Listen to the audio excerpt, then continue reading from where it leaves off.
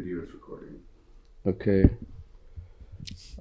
Thanks, you guys, for coming. This is the 4th edition of Social AM. Talks to reviving entertainment in San Francisco. Just ideas of how to, positive ideas of how we can make the city revive and stuff like that.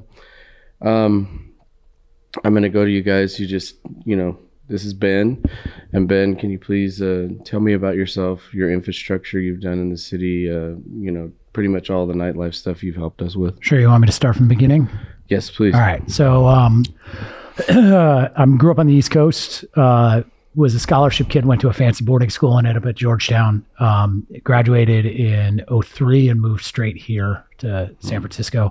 I had visited a year and a half earlier, and it was like a lightning bolt. Just instantly, I knew this was the place for me. Never felt quite right on the East Coast. Love it. Love the people, but very happy to get out of there. And what drew me here was the combination of nature and culture. And I think San Francisco is probably the best in the world at merging the two. You can go to New York, no nature.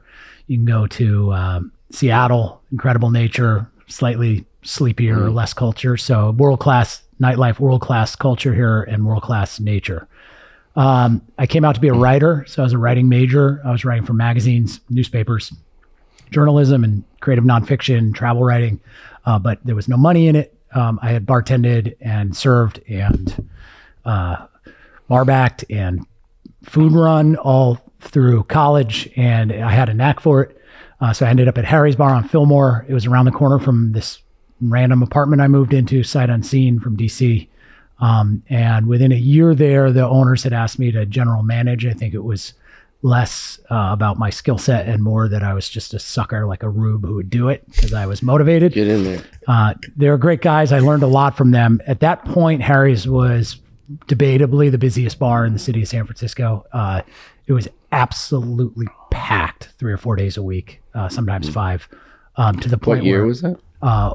03 to 06, 07. So you were here before me. What year did you come?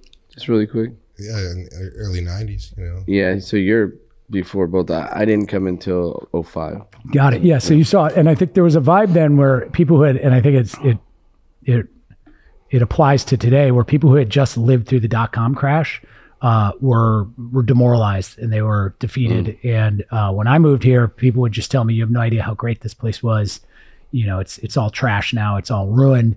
And I was 22 looking around going, it's pretty fucking cool to me, right? Yeah. Like, this city's alive. It's so much activity, so much excitement, and so much nightlife.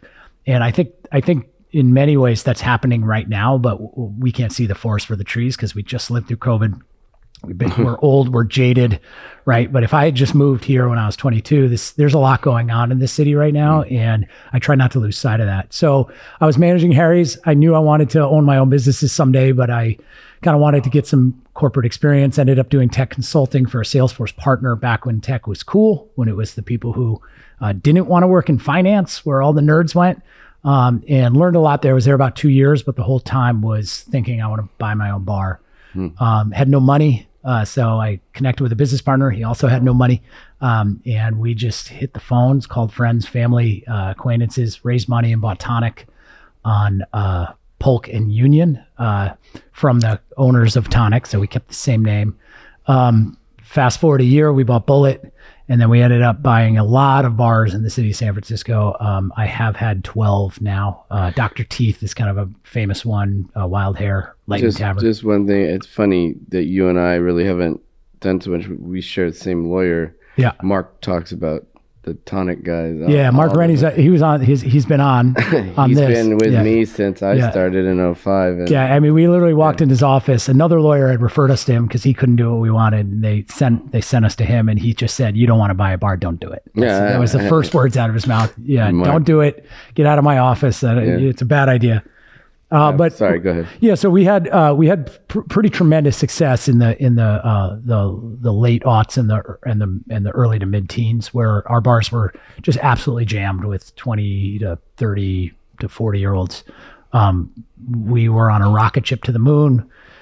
We saw things changing even way before COVID. We saw the market changing. We saw the cost of doing business going up, and competition increasing and customer habits changing. So we started to downsize a little carefully. And then COVID hit, and we were left with 4 bars in the neighborhoods, and we had to pivot very quickly and suffer. Just really quick. So how many bars did you open?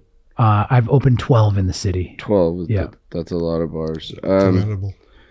Okay. And I'd have been better off with 1 than building to 12, but still we had spin-off fever, as Randy would call it. And I think I did see, being in business as well, stuff was tapering off before COVID as well. What did you think about that? Yeah, I mean, 2009 was a banner year, or 2019, I mean, and you know, you knew that it wasn't going to be sustainable.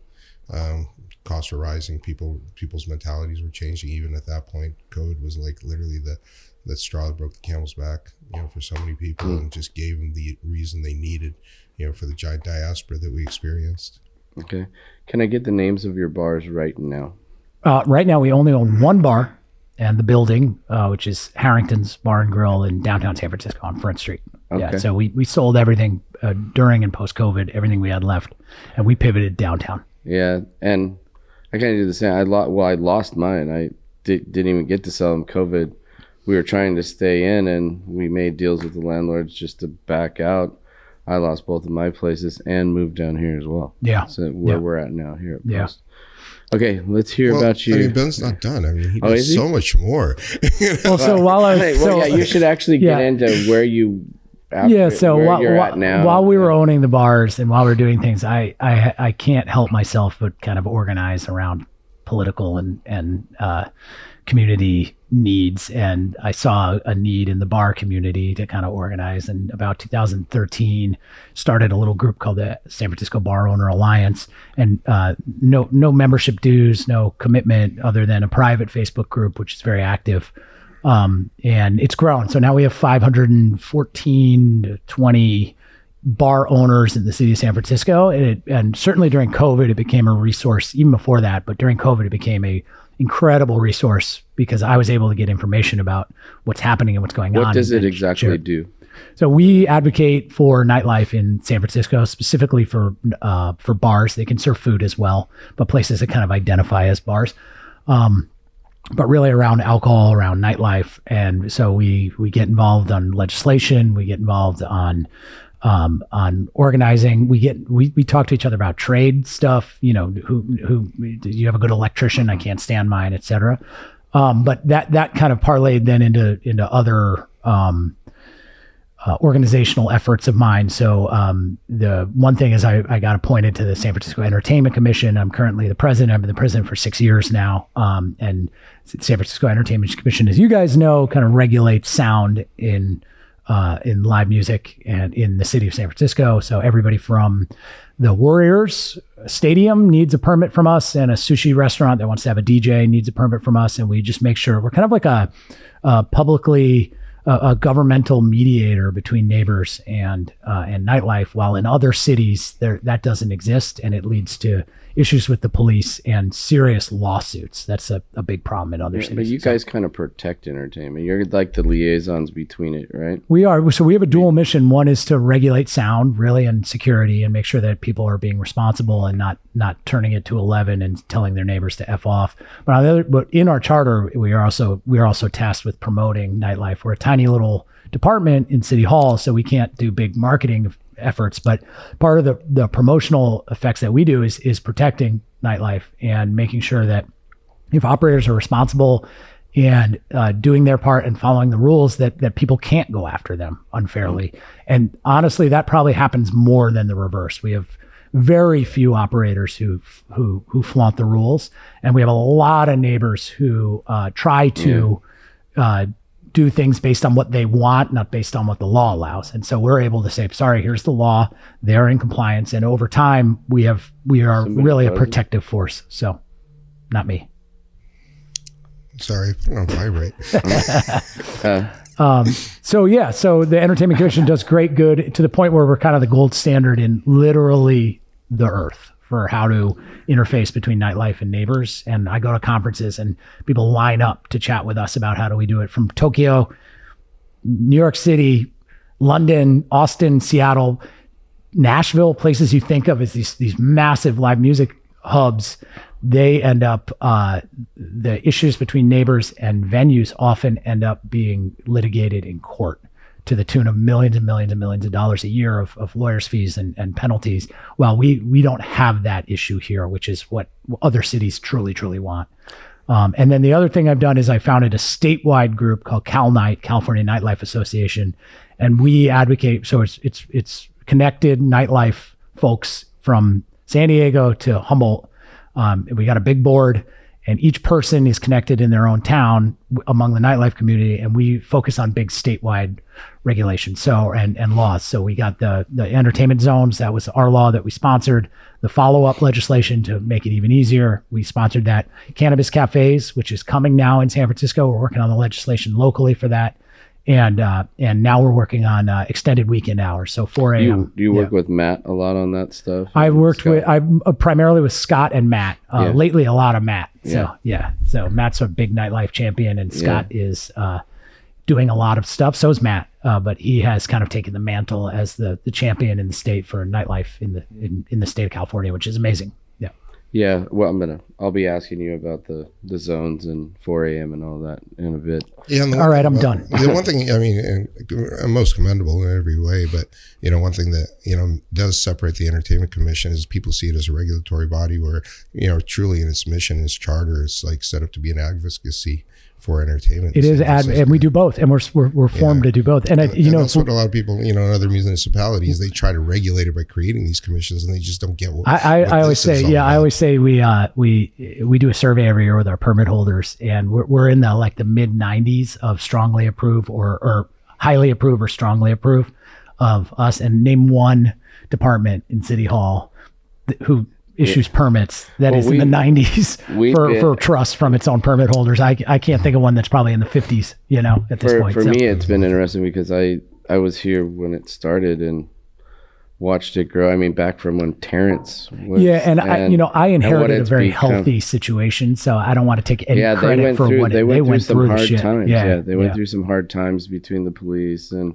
just getting everything set. Willie Brown decided not even to fund them when they were created. So they had to go get the money from Fiona Ma, from the chief of police, who saw some value in it. It was an amazing story to get money from the police. Bob Davis and Willie It was amazing. Yeah, it was amazing. Yeah, but I mean, we should put out there that in a lot of cities, even major metropolitan cities, the police control the nightclubs and the cabaret licenses instead of a body like yourself. And they're terrible at it. And no offense to police, but it's not. Oh, you mess up, you get 5 calls, and we're taking your license from you. Absolutely. And all your money, and sorry, you're done. Yeah, and getting the police out of, that's where Fiona Ma was brilliant, is she saw that that was not a priority of the police, and somebody else focused on it could do a better job, and she actually sacrificed some of her budget for it, which is crazy nowadays. It's the liaison in between. It's a body in between that can actually sort things out. Yeah. And David Chu was really instrumental behind that as well. Yeah. He really supported Fiona. Yeah. So it was a great story, and a lot of people fought tooth and nail to make it happen, like for years. And then I stepped in and was like, oh, this thing's great. I just keep moving. Mark, I've heard and I knew I bought Crash from Terrence. Yeah. When it was the Blue Cube. Yeah. He went into all, those are crazy days. They would fight. The commissioners would fight they would literally scream at each other. The commissioners, they put in people who hated nightlife on the commission. It's crazy. The meetings were great at the time. I used to show up to every meeting just popcorn. To be a part of it, watch Audrey and Terrence and everybody go at it. It's contentious, but it was great. So just to let you guys know, I've always been more of a nightclub guy. This is like my first real bar. Yeah. That's probably why we haven't talked as much, or I'd be a part of one of your associations. Yeah, well, you're welcome to join. I mean, clubs and bars, I would love to at this point. I called you and asked you for advice recently. Yeah. How do I make this work down here? I actually called him and asked him, hey, this is not working. And he gave me some really good advice. Let's go. My name is Vlad Kood. Hard to follow Ben on this. I've been on the scene since the early 90s. My first party was back in 1990 probably. I've been a scene builder here in the city for over 35 years now. And, as the rave scene was a big time during my life. I promoted and produced some of the largest parties and ran operations that to this day still impress me thinking back at it, and I have no idea how I pulled any of that stuff off. I was a young kid, and had huge teams working, just completely captive audience of really, great, motivated, enthusiastic people who were down for, for a cultural cause to create, energy and enthusiasm and entertainment, at a time when, what we take today for granted didn't exist, and we're just trailblazing, carving like paths through, cultural identity and, social awareness. And it was great times. Since then I've owned nightclubs. I've worked with you a bunch of times. Well, I have to say, so when I came into the city, I started out doing rehearsal studios for bands, which I still do. It's kind of a nonprofit now. I had, I was already doing rehearsal studios, but I wasn't into the club scene and stuff. You're one of the first people that kind of took me and, hey, check all this stuff out. Arash was actually a promoter with us, and all these guys that are now, but you're one of the first guys that said, hey, this is cool, you can come do this stuff. You didn't but he's one of the first guys I met when who was Joey Mazzola. He really Joey was with me at the we were, and he became a resident for Feel Good Entertainment, and we were East Bay and came in the city, so. And you were over in Fremont with your club down there, and that was early. That was in the mid 90s, man. Yours, well, but I didn't come to the city until 05, and that's when I met you guys. So. Yeah. But, my journey took me from, I never intended to be doing this in my life. I graduated from San Jose State with a degree in industrial systems engineering, and I was president of my fraternity when my fraternity imploded, and everybody blamed me for it, and for losing the house, and and all of a sudden the brotherhood dissipated really fast, and I luckily went out with some old high school friends who introduced me to an underground party, and I was like, wow, this is the kind of acceptance and unity I've always been looking for that was missing. And I immediately adopted the idea of being a part of that, and Feel Good Entertainment was soon born after that, and I started throwing my own parties, and then that grew into bigger and bigger events. Worked with a lot of different promoters, primarily with Cool World at the time. Helped grow that organization. I helped them as well. Yeah, for periods. Sasan's a great friend of both of ours, and then I segued. Well, I segued into home base. Give me a couple names of these places back then and years of. I was doing the club thing at the same time, in parallel. But you're like Arash and a lot of other guys. He's very different than most of the people that I've interviewed. Most of these guys, most of the people I've interviewed were started out as promoters. They didn't go straight into the bar scene. You're a very specific bar person. I started out as an owner of a club, but most of my friends all started out as promotional people. Yeah. But at the time, promoters were like, social media influencers of today. And that's the big disconnect today. But through my travels, I was like, I helped Dave Dean, Mark Jelly Bear open up the Sound Factory in 92. I was, I opened, I started my info line. I converted to a real daily info line called the Buzz Line, which I promoted every single thing happening in the city every single night. And I would get sometimes up to 10, 20, 30,000 calls a night, people listening to me tell them where to go. Because at the time, access was really limited. You had, you had the zines, you had, pagers, payphones, and also switching over.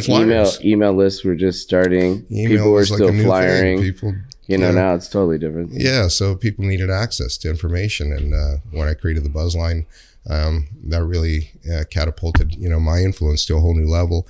And from that, I was able to segue, and I worked with all clubs, because of the Buzz Line, keeping their information current and active and letting everybody know what was going on at the clubs. And on the weekends, I was promoting the raves, and I was promoting my own raves, Feel Good Entertainment parties and the Feel Good parties. And then I signed the master lease for home base in Oakland. And that was a 5-year run. I actually helped institutionalize the City of Oakland's permit process for non-conforming warehouses in order to be used for special events, and the whole production process of how that would take, and the permitting process for that.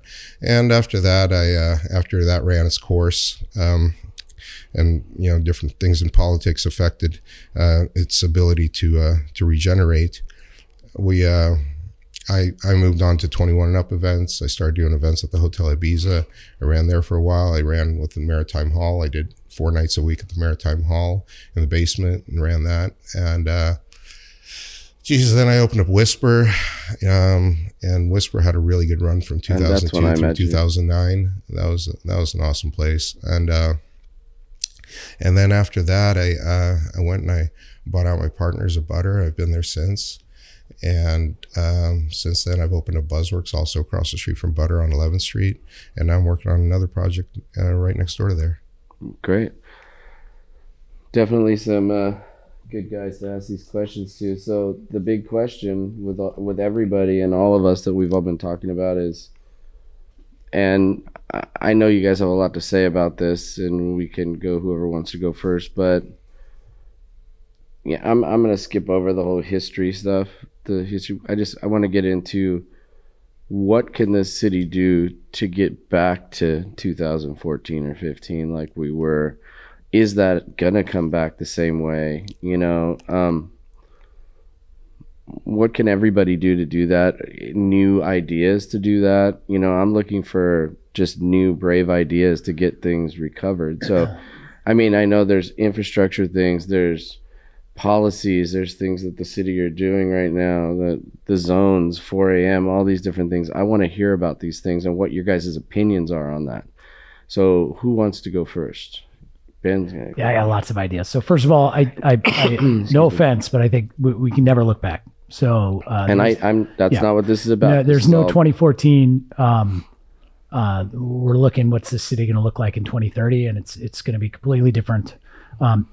If by that, and I think if I understand you correctly, what you mean is how do we get the kind of energy back that existed back then? And not just energy, where are we, your opinion of where are we going? We've had a slump. I'm not trying to, we had COVID. We had some things happen. We've all been in it. I'm here to see ideas, positive ideas of, like you're saying. Yeah. How can we make something great and new? I mean, one of the questions is, what's the new two-headed monkey? Where do everybody see this going, and how can everybody get on board to make it happen? Yeah. So what I think is a few things. So first of all, I think a lot of people grossly overestimate what City Hall can do for us. City Hall has some levers; they can pull them. We want them to pull them. We'll get them to pull them. There are things like, whether it's the state City Hall, which is, the governor's, the state legislation or legislator, or the local, we can get help from them, but they are not going to save us, nor do we want them to. They're not cool. They wouldn't know cool if it bit them in the ass, right? So all we can do is ask them to help cultivate the garden that we then have to plant and grow, right? And so there are certain things that City Hall can do, especially around getting rid of some of these stupid planning code situations that we have in the city, where you can have entertainment on one block, but the next block it's 10 o'clock, and the next block it's not allowed, and the next block it's fine, which is just stupid. It was made over years and years of Frankensteining our planning code together. But even if we were to just remove that completely, that wouldn't solve any problems. It would just help to set the stage for creative private sector individuals to come in and do things. So yes, we're going to lean on the city. We want them to help. What I think we're missing right now, we're down about 70,000 people since pre-COVID levels in the city, and we're feeling it, right? And I don't have the stats, but my gut tells me, and I think the data would prove out, that those are 70,000 people who actually were our customers. It's not. I have to agree with that, and I have done research on that. Yeah, I saw it as more like 60, but 70,000 younger people left this city. Yeah, I think. How do we get them primarily back, right? Younger? The aged seniors in a demographic. If you have a rent controlled apartment and you're in your 80s, you didn't leave for Walnut Creek, right, or for New York City, right? And so it's like, how do we get back young people to the city, and then simultaneously, were the young people that we are attracting the type of people that we really want in the city? And I would argue that yes, we want some of them, right? So I have this thing I call the valedictorian problem, where from about 2015 to COVID, or 14 to COVID, we were attracting all of the people in America who used to go into finance, right? They were the people who were going to work at JP Morgan and Merrill Lynch when it existed, and Bear Stearns when it existed, right? Those finance, because the payoffs were so big, were just a magnet for type A valedictorian types who are like, how do I maximize my revenue? I'll go wherever the job takes me. All of a sudden, tech and VC and bioscience became the magnet for those folks. And I think we got way over indexed, even pre-COVID, on nerds, essentially. And by the way, I love nerds. I could speak nerd. I played Magic the Gathering. I still do occasionally. I play one of the types of Magic the Gathering called Hearthstone on my phone, but we were just over indexed on them. And for a healthy nightlife ecosystem, you can't just have valedictorians in your city. They're very motivated to make and preserve money, often, not all of them, but many. So what I want to do, and I think we have an opportunity right now, is if we're going to fill in these 70,000 people back, if we're going to attract them back, so we got to get the B and C and D students back into the city, and they have all fled. They were gone. Downtown office spaces were $100 a square foot pre-COVID. The only companies that can afford $100 a square foot for a massive office space are the companies that only hire valedictorians. Now, all of a sudden, office space is going at $50 a square foot, 45, 55. We can get back, we can attract those companies back to San Francisco who don't just hire the top of their class from every single place. If we can get those people in here, they attract young people, they get jobs. Those people are going to go out. They're going to spend money. Those people are right now in Austin, New York City, Chicago, primarily, right? Not even Seattle, but Austin and New York City and Chicago, and we need them back. I'm going to 100% agree with you, because having, pretty much the largest rehearsal studios in downtown, even right now, I house 200 bands downtown. Watching all of that happen, I saw 50% of my bands leave for other cities, and I would ask them, hey, why are you taking off? We just can't deal with it. We can't deal with the rent anymore. We can't get any gigs, all these things. They went to even closer places like Sacramento, Oakland, but a lot of them to other cities, exactly like you're saying. And it was hard for them to pay the rent on their studio and on their apartments and stuff like that. I'm 44 years old. And it was kind of like value against what was going on in the city as well. And they just didn't see it happening, Yeah, it's a very real thing. I watched it with my own eyes. We also saw the entire class of the service industry move out of the city, which was a huge driver of nightlife in the city. When the fancy restaurant, when Gary Danko closed at 10 p.m., they would all come to Tonic at 11 on Monday and Tuesday night and spend $600, right? Because that was their day. Their day off was the next day, right? It was Tuesday or Wednesday, right? And those people just left, right? And I actually credit Chris Fogarty from R-Bar for bringing that to my attention. He's like, we used to be jammed with bartenders and servers and barbacks, and now they have to go catch the BART to get back to Antioch, and the last one leaves at 12, so they better be there at 11:30, and they get off of work and just bomb down to get their train home. And if we can't support, we've become a city, unfortunately, and it's happening all over the world. We've become a city, I think, more extreme, where only the very rich and the very poor live here anymore. And again, getting back to this B and C student thing, we need to, I think, deprioritize the rich and think about how we are supporting the very poor. And maybe building out the middle class might be the most effective way to help the people who are of less means to have a place to go.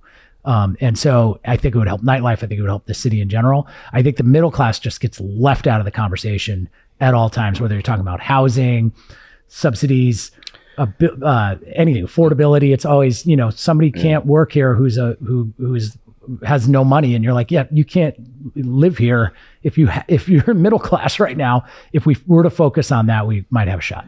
Yeah. So I mean, one thing that I think, like some of the other guys that have met and talked to me, Matt and these, it's going to take some time. Like Matt I believe he thinks some of these big buildings down here should be converted to housing to get some middle class people here and stuff like that.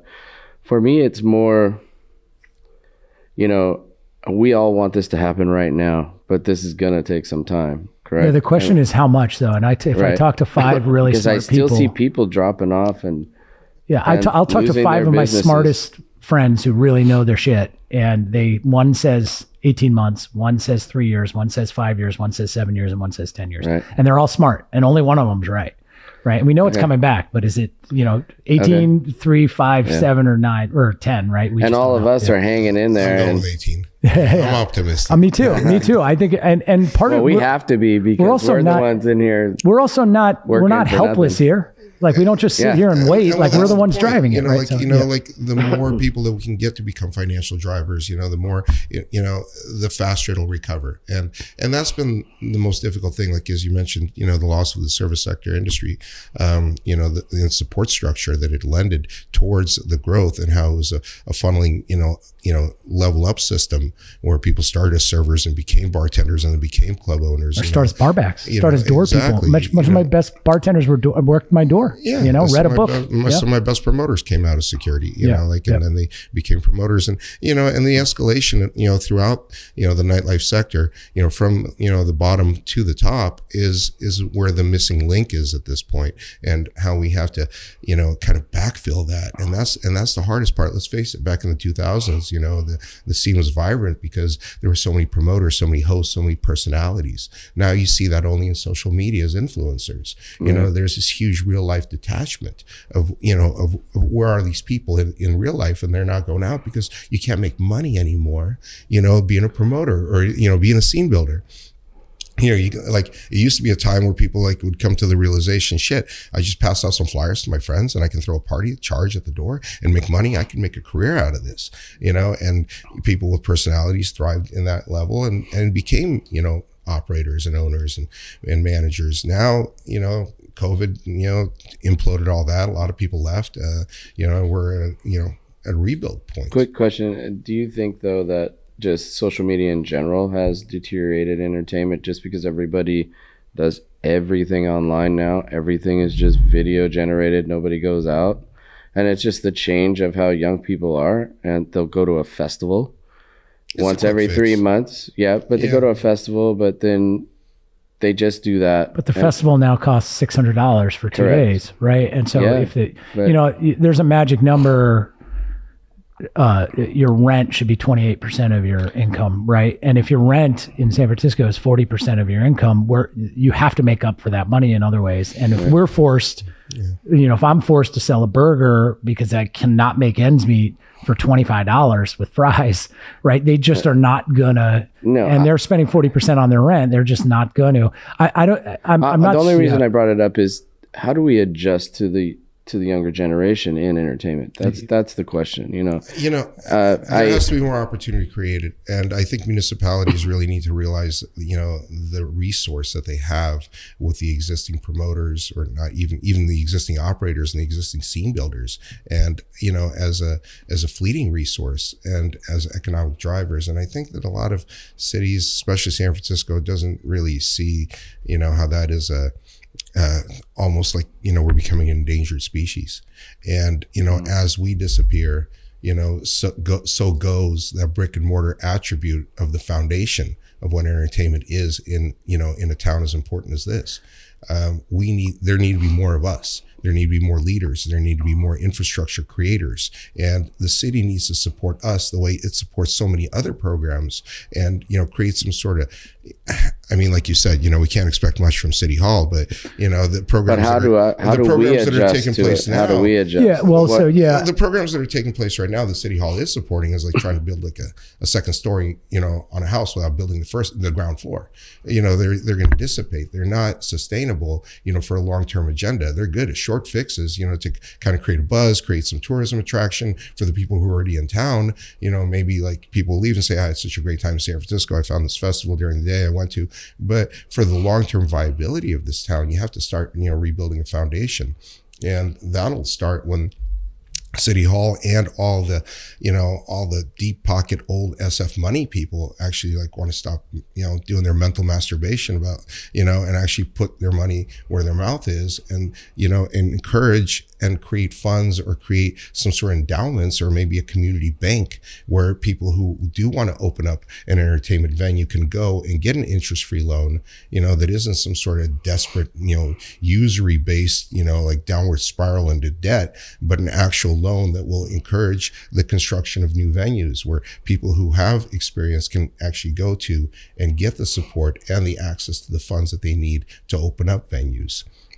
Because that's where it'll happen, because those monetary drivers will encourage people who, only have, they can become social media influencers, but because there's a little money in there, for the amount of hits that they get, hits or tickets. And so, in real, life experiences, when it comes to entertainment, you can sell tickets.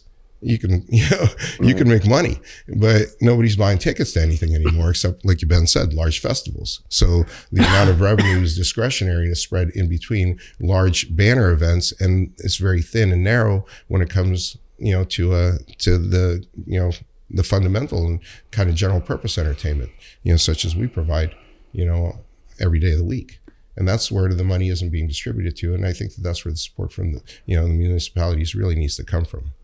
To support the endangered species, the operators. Yeah, I'll tell you what the city could do that they don't do, and this drives me crazy. It's driven me crazy for years. So we already have nightlife here, and it's pretty incredible, right?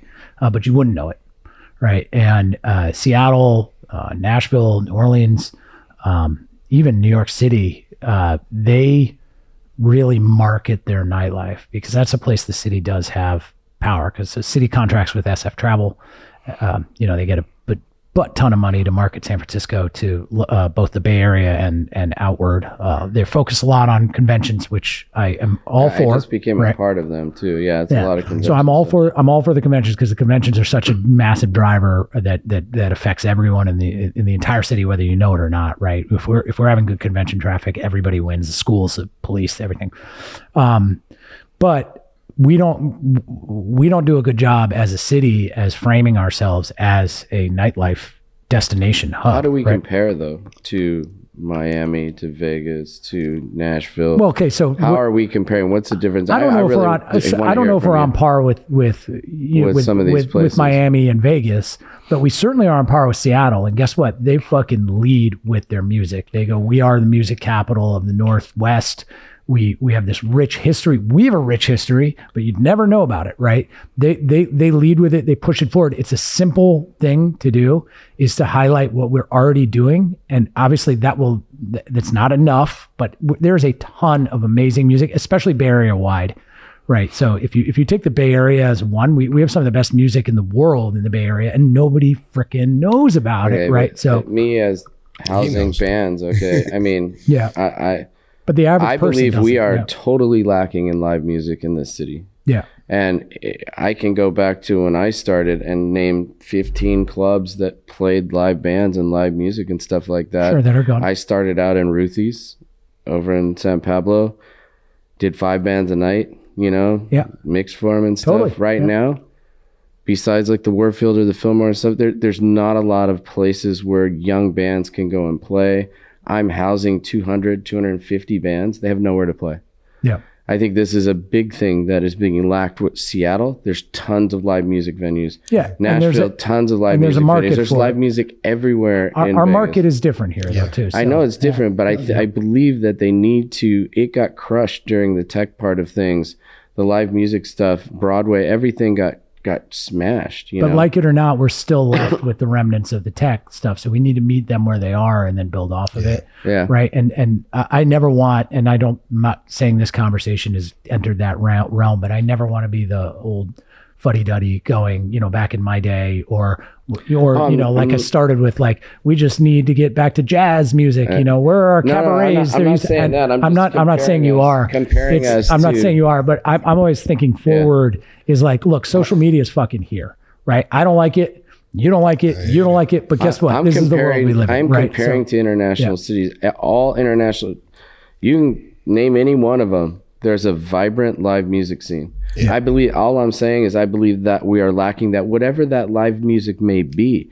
Yeah. It could be electro, techno, whatever it is. There's new music being created by people all the time, young people. They need places to play. Yeah, they need live music places to play. And this gets back to what Vlad's saying too about totally for that. I don't know if there'll ever be public funds available for this, but I do know that we could take down some of the barriers and incentivize people to do it. Texas has a live music credit statewide. So if you provide live music, they have an alcohol tax that's separate. If you provide live music, they give you a huge rebate on your alcohol tax. We've looked at that on the state level. Unfortunately, right when we went to do it, we're faced with these we have a $2 billion budget deficit in San Francisco, potentially.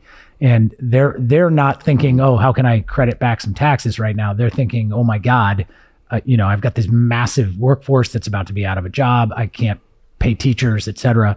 And then the state. But I think that's something to look forward toward is some sort of tax credit program for live music. There's precedent for it, and it's real money back in your pocket. I think in Texas, it's $25,000 to $50,000 a year back in your pocket just from providing live music and showing the receipts. And it's not just credited against the performers; it's the sound techs, it's the security involved in live music, it's the lighting people, right? So all these things are good ideas. Again, though, I think if we're sitting here, we can rage against the machine all day we want. But at the end of the day, we need creative to do it. Young people to come in and have the idea like, holy shit. And now it's not, oh, I can hand out some flyers, but there are people going, oh my God, I got 10,000 followers locally on my Insta page. How can I parlay this into something real? And then they become promoters, right? That's the whole thing. The people on social media will eventually, as all cycles run and burn, will wind up segueing back into real life and realize that their follower base that they've spent all this time building now has to be converted into a monetized, means forward for them. Yep. And, because the saturation of social media is going to become to the point where people are just going to get turned off on it. It's already happened. And it is happening, but that's why I'm all about the 18-month program, because I'm seeing, it's going to be expedited and accelerated to me, in my opinion. And, within a year and a half to 2 years, social media is going to be like, a downtrend, just like people are walking around clubs now, not taking pictures with their cell phones, but they're carrying digital cameras. People are like into this retro real I don't let thing. People use phones at my place anymore. Yeah.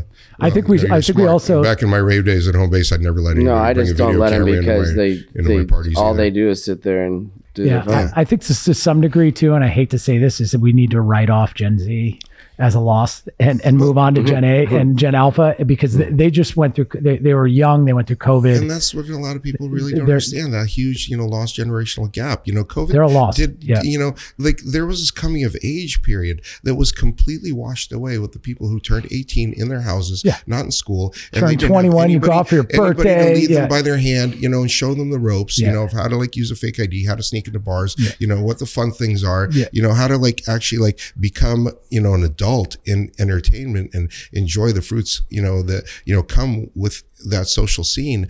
And they just got lost in their computers and they didn't have to go to work. They work from home. And now there's this capitulation of a 5-year gap. It's a gap. It's a lost generation. We need to work through, until the people, catch up. So, as that works through the system, that's where we're seeing ourselves now. This is not just a cultural diaspora, but it's like a brain drain. I mean, we're like 1 year away from Gen A being 21 years old or something. I mean, they're coming in hot, right? Right. And so for me, it's like they will have recovered by then, like mentally, and they won't be afraid to go out. And but I mean, if you were in college, so Gen Z was in college for COVID, right? And those are the times where you learn like everything about nightlife, and they're the building blocks where they're lost. It's a giant black hole for them, and now a lot of them live with their parents, or they moved here for a job and all they do is work. They don't, not that they don't care about the state. I moved here because I wanted to be in San Francisco and I'd figure out my work when I got here. They moved here for a job, right? And if that job moves, they're moving, right? Or some, it's just a different mentality. I think similar kind of happened during the .com boom before my time. The .com boom, as one of the as a scene builder, we were creating the soundtrack for the .com, in the rave community and in electronic music. That really fueled and fired. And at that point, electronic was new and it was crazy. And you talk about live entertainment and stuff. And that's what I'm talking about. This all sparks from musicians playing music, whether it's a DJ, whether it's anything. Absolutely. And places for them to express themselves. Like, Well, we somebody's- both did it in the rave scene. We work cool. We put electronic with rock, and we've created things. But you guys both know, right? If I were to bring a live band right now to Harrington's, right? It would bring me nothing. It would just cost. So it's like a nonprofit. It's like a donation to a nonprofit, right? And that's what I just did. I do live music here 4 days a week, you know, for my happy hours, and it's killing me. It's literally, I have to do my nighttime to pay that. To pay them. Because I'm trying to support live music, but it's not a driver right now. You are the correct. reason why, obviously, we understand that the demographic to support that scene doesn't live in San Francisco because the artists don't live here. Because, like you said earlier, the servers, the hospitality, and the the B&C students. They're still, but I'm my thumbs on that. They are wanting to come back here. They are here. They are. I have the bands are starting to come back and wanting to be in the city again. Who doesn't want? Of course, it's going to come back. They love the city. The city's beautiful. It's coming back. Everybody loves it, right? No, but I can see. I'm starting to fill back up. I lost 50% of the bands, but I am starting to fill back up with artists. Artists are starting to move back in. They're moving in from other places. I see it because I talk to. Oh, where are you from? Oh, I'm from here. I'm from there, right? And they're coming in and renting studios again. Yeah. And I'm talking to Ben Van Houten about, remodeling some of them because I have they're old, messed up. Yeah. They got killed it's great. COVID. And then we need places for them to play. And then I think also part of this too is re-envisioning downtown, right? So downtown was never a place that was known for live music. It was known for a place that people worked during the day, kind of like Wall Street in New York. And we have this once in a bazillion year opportunity right now to make downtown a place, a hub for that kind of stuff. And there is super cheap retail all over downtown that is right near public transportation. It's right near the BART. It's right near Muni, right? And there's no neighbors, right? And so you can turn it to 11, right? Case in point.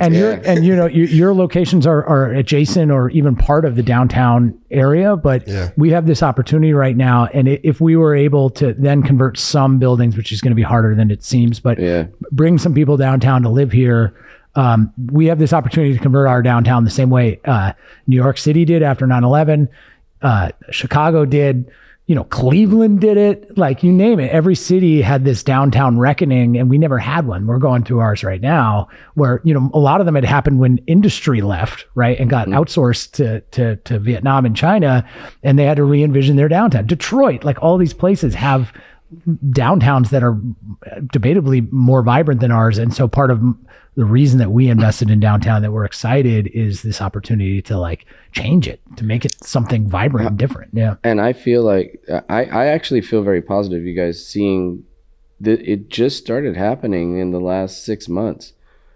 The bands are starting to come back. I see people starting to rent again. The prices have come down. They're, somewhat. And I do see people seeing the value in paying an extra $400 a month for an apartment to be in this city and like this city. Yeah, I think it's happening. It's hard when you're in it. It's slow though. Yeah, it's hard when you're in it. It's not a big boom right now. But it'll take a while because the culture has to reimagine itself, and there have to be cultural drivers. I think one of the things that the future holds really is, while there will be a live music component to it, it's going to be more experience based, entertainment, experiential, spatial surround sound stuff that's going to take people to a whole new level where digital environments converge with augmented reality and really more future forward kind of stuff. I'm working on a venue on 11th Street, that's going to be facilitating that kind of and I want to hit you, what about 4D bars and clubs, stuff like that, that brings them more into. We have to remember, San Francisco is a boom town. When it busts, it's ugly. When it booms, it goes exponential.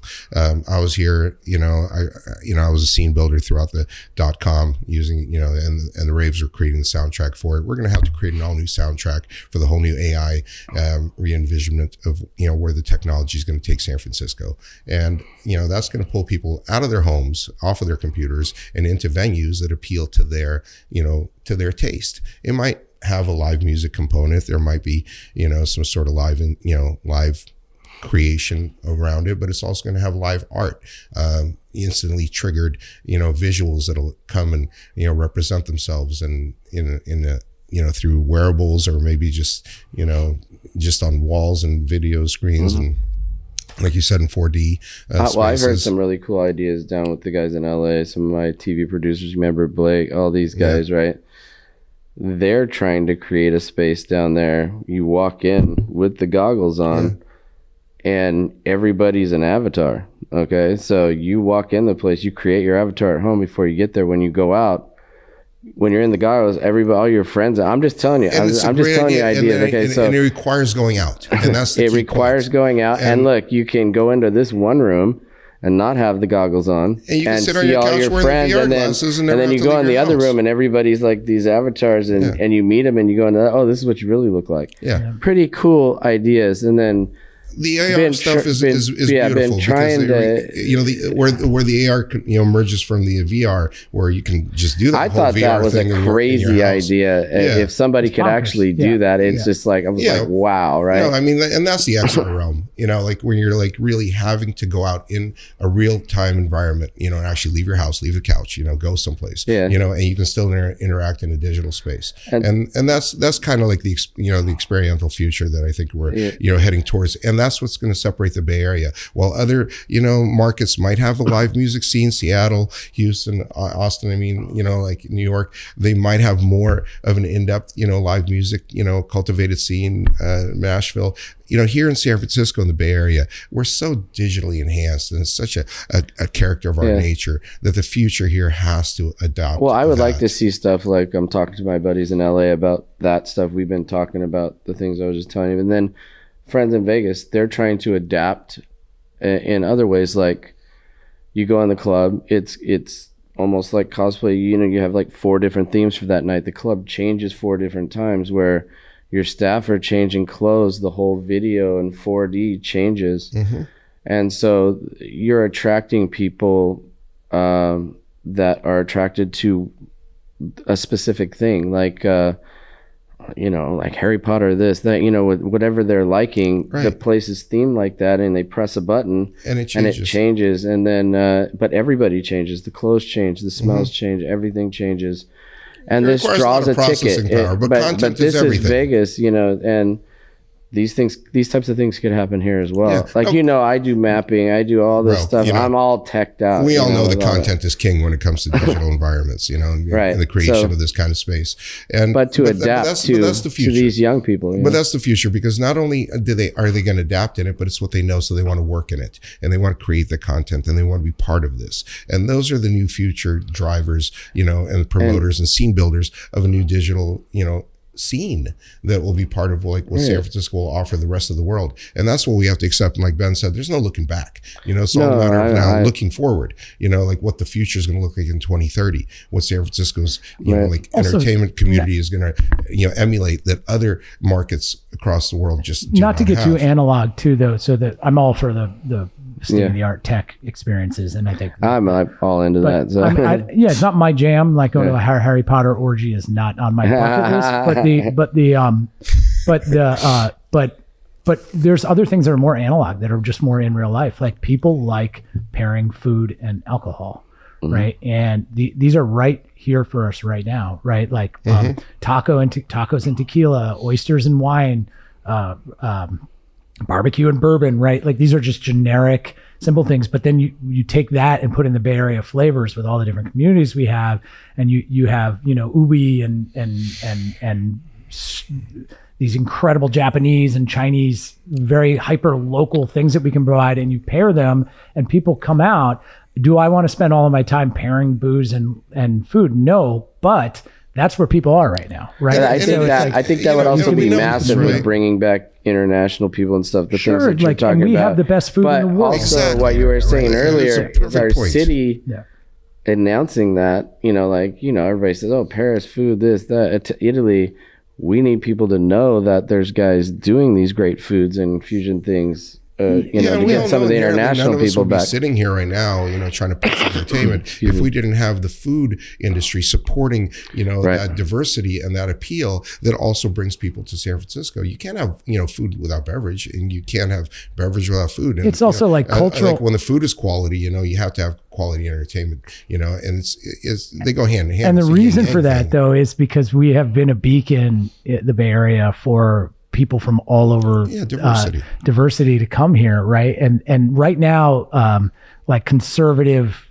bigotry is having a moment, but it's not going to fucking last, right? Like they get their little time right now, and when everybody realizes that they were in America and elsewhere that they've been duped, that this whole thing was a scam, which it so obviously is to anybody watching, right? They're going to come back to this idea that empathy is cool again, right? And that celebrating, not just tolerating, but celebrating other cultures is cool again, and they want to try things again, and they want to get out and experience other people and their experience. That, and to some degree, the Bay Area needs to get off of its, in my opinion, it's hyper identity politics that have driven some of those folks away because it got so extreme. But when that happens again, we're just sitting here, and I think it's going to happen sooner than later, and we'll be like, hey, we were here the whole time, right? We were here the whole time loving a multicultural society and not just trying to, and loving the food and loving the conversations and loving understanding different people from the world. That will always work in our favor, even if there's like a little blip where we're like the pariahs because of what's going on nationally and internationally, Yeah, so. I mean, the ridiculous politics aside, when it comes to San Francisco, we're like a microcosm of a representation of the whole globe here in one little, 7x7 square. Yeah, and certainly the Bay Area, if you expand it. Yeah, and I mean, this is where like the beauty and the topography and the scenery and the food and the culture and the people. You can get anything in this town that you can find anywhere else in the world. It's also what young people want. Back here. It's what the young people you have want. Everything right. But I think that needs to be advertised, you guys, that San Francisco is still this multicultural they're trying, but when again though, when we ask City Hall to do a better job. I'm not asking that. No, I'm asking everybody. What City Hall needs to do is they need to have an incentive package. Move to San Francisco. We'll give you a debit card that you can use for $1,000 at all the nightlife entertainment. That'd be great. And draw some young people. Come back and live here. Artists in particular. Show us your new lease. $5,000 debit card. Like go out. Move to the city. Register an art business. You're going to get a debit card that you can use at any nightlife establishment that works from like 8 p.m. till midnight. Go out and enjoy the city and learn it on our tab, something like that. I mean, while that's far-fetched, in today's reality, it's not something that isn't unrealistic, if it's funded, by people who have the means and want to, create a renaissance in San Francisco in the art, industry. And it's the art, and the culture, that feeds the culture, that feeds the entertainment. It's so symbiotic, Well, I'll take you one better. I think just Salesforce and Google and Bank of America should just give people a debit card. Yeah, why not? With a $200 a month. It's like, hey, with a $200 a month vouchers. Come back to the office. We're gonna give you a happy hour. Yeah, and you get a happy hour card, right? Use it at some restaurants and bars. One of the reasons I want to do this, I think that all of us in the industry, all of you guys, everybody, we all need to do something, to try to make it happen, right? Like right now, when I have big DJs show up or do this kind of stuff, I make them do a video that San Francisco is great and send it out to all your followers. Do it right here with me right now. Yeah. Send it out saying, hey, San Francisco's safe again. I had a great time when I was here, because they did. They had a great time. They had loved all the people. They loved everything going on. But they need to send that out. They have 2 million followers. That's 2 million people that even if 20 of them came, helps.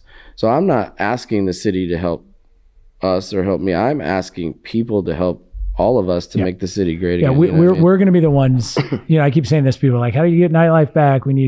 Downtown back. And it's like, we need housing, we need this. I'm like, we need entertainment and nightlife and art down here. Sure. We will drive the resurgence. And adapting to who's here, bringing in new people, bringing in people from across the bridge and tunnel, getting them to come back, giving them something new and cool, and that gives places, then they can stay at the hotels and all that. And we need the old guard to come back out, there's a lot of people here with a lot of resources and a lot of talent, and they've just kind of put themselves on some sort of couch potato track, and they should step up, they talk a lot. I hear them, I see them, and they talk smack, step it up, come out, build something, create something again, do something with your resources. Did you watch Paul? You watched Paul. You see what Paul's doing in Oakland? Paul's amazing. Okay, so Paul bought the bus station. He bought Greyhound bus station, 60,000 square feet. He's making it an entertainment zone, but it's an experience. You can do your yoga. Yep.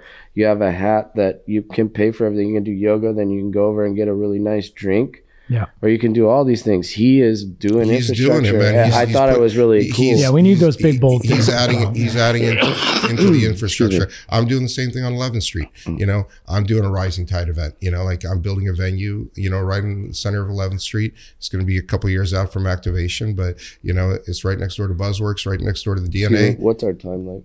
We're going to be like, you know, creating.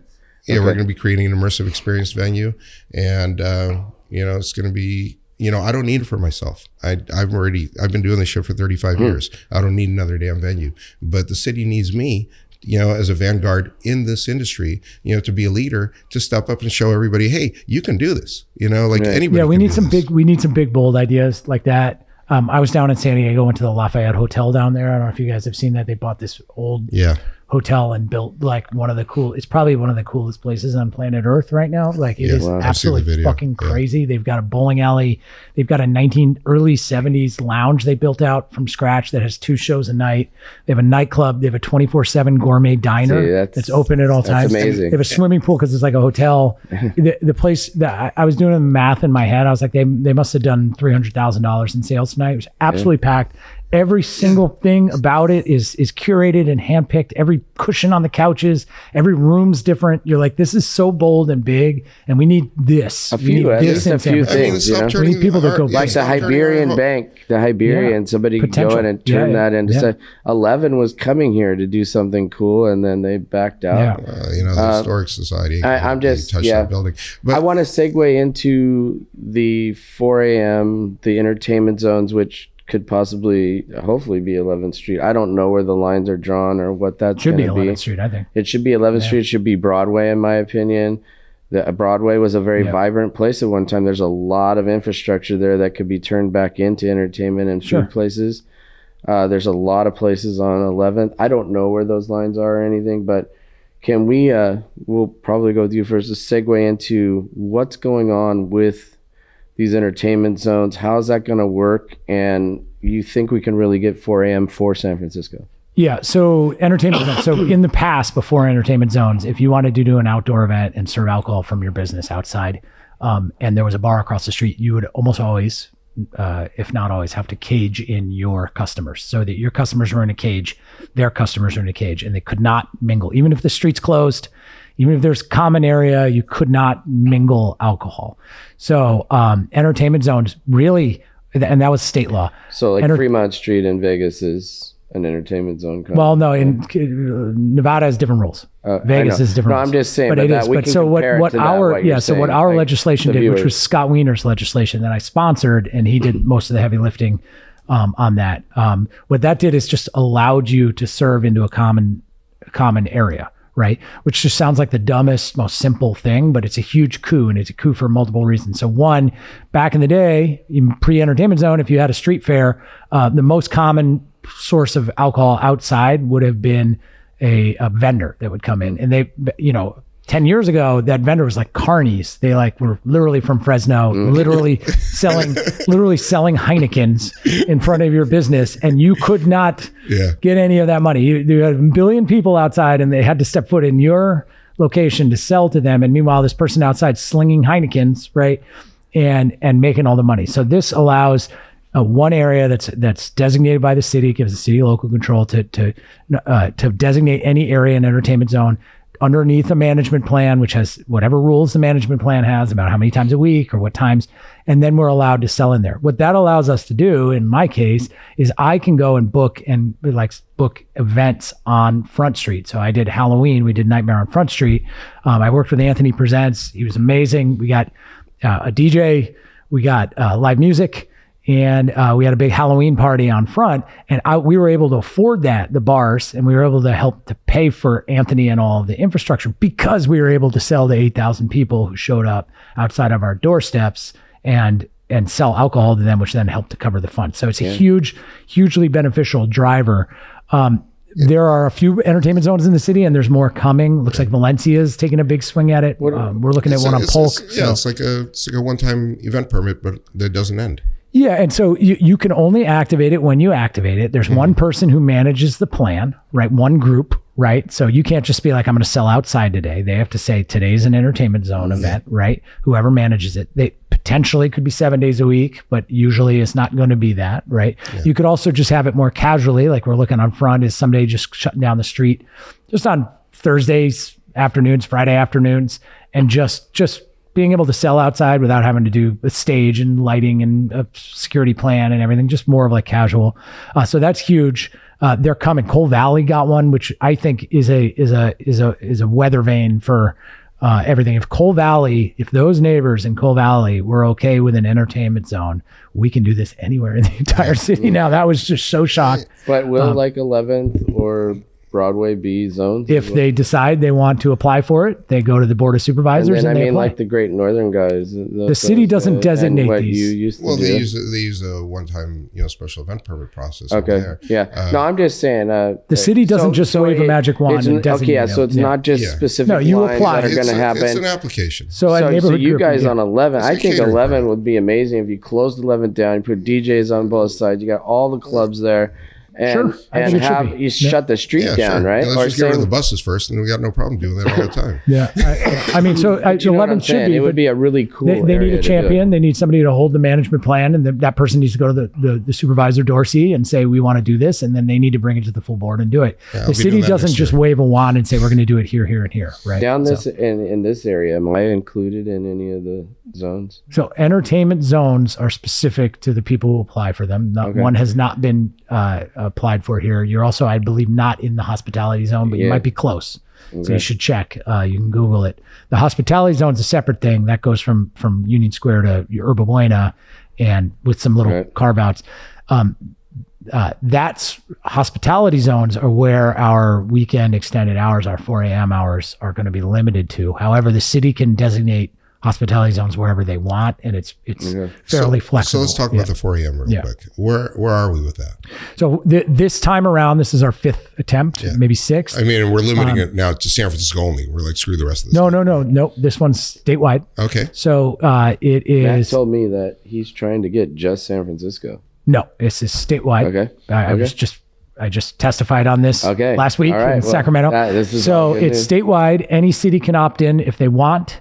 They get to make the rules, but it has to be in a hospitality zone. The state is allowing them to designate or giving them flexibility, but it has to have a certain amount of criteria to be a hospitality zone. You can't just designate some neighborhood that has no bars and restaurants as a hospitality zone. But other than that, it's very flexible. The cities opt in. They create their own legislation locally that would allow however they want to do it, 4 a.m. alcohol sales to existing permit holders. Most likely the way that'll play out in San Francisco, if it passes, is the city will designate a couple of them as pilots to start. I can't imagine they're just going to say everybody open till 4 a.m. And then those spots will presumably be the legal 4 a.m. spots that other people from around the city will go to late night. So people that have been doing 4 a.m. for a while, they may be able to have a chance to do it. I would imagine, I can't say because we haven't even started on the legislation. It has to pass. So basically we got through the first committee in the assembly. So we have to do 2 committees in the assembly, 2 in the Senate. They go back together and then full vote of both. Then eventually it goes to the governor's desk. Best case scenario, this is law next summer. Best case scenario. Okay. And that in that case, if it passes, the city will have to write its own legislation so it's ready to go when the law becomes the law in the summer of next year. So, but it's a foot in the door. It's a beachhead. It's only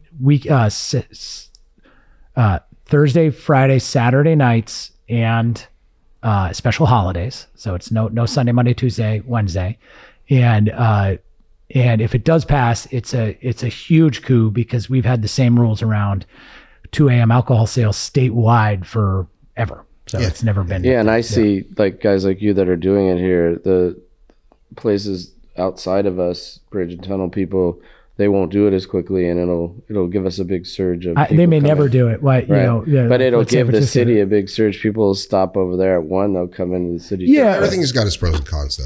Like the places that end up in the designated 4 a.m. times, will lose their will lose almost all semblance of business up until like midnight. They could, or they could already be. But that's up to them to decide, right? Yeah. And then look, if you're 4 a.m. and you're busy, you're going to have a halal guys or a late night food spot next door. And then there may be one next to that. And then all of a sudden there's a little vibe going on. Now all of a sudden we have a 24/7 economy in certain areas. It just kind of like switches the dynamic of when you're operating, and when you have to focus on your operations. Yeah, exactly. But if you build it, but right, it creates more of a 24-hour city, which ideally is what we'd all like to get to, is like to see San Francisco operate at least in, in designated areas, under 24 It's embarrassing that California is the way it is. It's embarrassing. You got Vegas, we have Miami, we have even in Austin, you can go to 3 a.m. in certain spots. And you hear Chicago, New York. It's like, come on, if we want to be in the same conversation as those places, you hear from people, which they call do, San Francisco Sleepy Hollow. It's been going on forever. It has, and we have the power to change it, right? Yeah, so, we do. We just have to build it, right? It's also coming on the right before the Olympics, the World Cup, 3 Super Bowls in the state of California. LA and San Francisco gets one, LA has 2, right? And so there's all millions of people coming in to the state, millions and millions in the next 2 years. It's like, let's give them something to party for. Okay, we're gonna have to. So I want to get like final statements from you guys, kind of like anything that you want to say to viewers, or just your closeout statement. I mean, I'll kind of just repeat what I said before, which is that we have to envision the future that we want for nightlife, and we have to go make it happen. And we cannot sit around and hope that somebody else is going to do that for us. We can't expect people in the nightlife industry to do it. I hope they do. We can't expect any sort of government to come and help us. I just think those days are gone. We can help to pave the way. We can get government to pave the roadblocks which are currently in front of us. But we need to go make this happen. And we are not helpless. We are not victims. We are not just sitting here at the mercy of others. We have always been the nightlife industry, from creating a scene from nothing when nothing existed in the 90s to building stuff out of the blue to being on the front end of the trends to trying big things. We are the ones who make this shit happen, and we need to go do it. Yeah. As Ben once said, and I heard him echo some of my thoughts, San Francisco isn't, the entertainment scene isn't going to like benefit from the recovery. It's going to drive it. And that's such a, an important pivotal thing to consider. That right now we're at an inflection point. We're coming out of COVID, and the technology and the general economy needs entertainment in order to create the foundation for a springboard. And while people are sitting around and, with deep pockets, San Francisco old money, thinking about how San Francisco going to get back to what it used to be, or where's its future, you have to really consider, who are the people doing it and how you support those people. And for entertainment, for the general economy, to recover, it has to have an entertainment recovery pushing it. And that's what San Francisco needs. It's, everything else is already in the city. Everything else is already here. What we need to do is we need to resuscitate the entertainment, economy. And I'm not talking about just throwing, a bunch of day parties, and, opening up some permit opportunities and, doing some, like little soft shell stuff like that, but the hard shell stuff, the brick and mortar, create the infrastructure. I'm doing something on 11th Street. I need, other people need to do stuff. I'm not talking about turning Westfield into some sort of Area 15, but something. But it wouldn't be a bad thing. It wouldn't be a bad thing. But something bigger needs to happen, and the people need to get off their butts and start looking at the true resources in this town. And those are the people who are still working on this, the people who are on the ground, the people who are still operating years later, and who believe in the city, because this city's easy to believe in, because it's gonna come back and everybody knows it, but people can't just wait for it to happen on its own, and you have to support the people who are doing it. And that's the most important message is, if you want to invest in this town, if you want to invest in its future, invest in entertainment, and the entertainment that's going to be here to last. And that's entertainment that's infrastructure based. You know what, guys? Thank you so much for coming. I'm sorry, a little under the weather today, but very awesome stuff. I really appreciate both of you saying this stuff.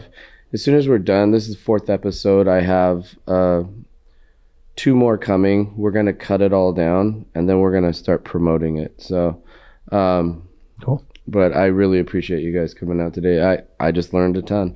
Thanks for having us. Yeah. Right on, Rick. Thanks for doing this, man. You're doing, what you're doing here, and putting all this together. Well, how it happened, are we off record? That's a good thing We're too. off. So how this happened for me is